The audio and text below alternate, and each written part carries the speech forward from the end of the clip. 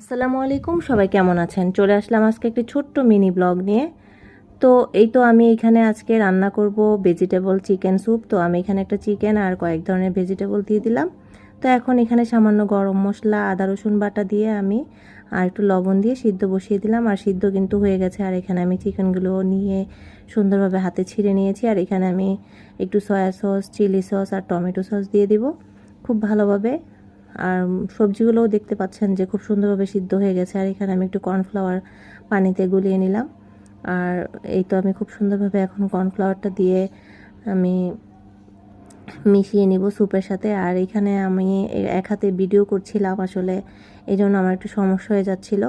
তো যাই হোক, সবাই একটু ক্ষমা দৃষ্টিতে দেখবেন। আর আমি তো কর্নফ্লাওয়ার দিয়ে খুব সুন্দরভাবে মিশিয়ে নিয়েছি। এখন আমি একটু ডিম মিক্স করে নিব। এই যে ডিম ভালোভাবে নিয়ে ফেটে দিয়ে দিলাম। আর এখানে ডিম দিয়ে কিন্তু কন্টিনিউ নেড়ে নিতে হবে, আর কর্নফ্লাওয়ার দিয়েও কন্টিনিউ নেড়ে নিতে হবে। তো দেখতে পাচ্ছেন আমার স্যুপটা কিন্তু হয়ে গেছে। আপনাদের কাছে ভিডিওটি ভালো লাগলে অবশ্যই কমেন্ট করে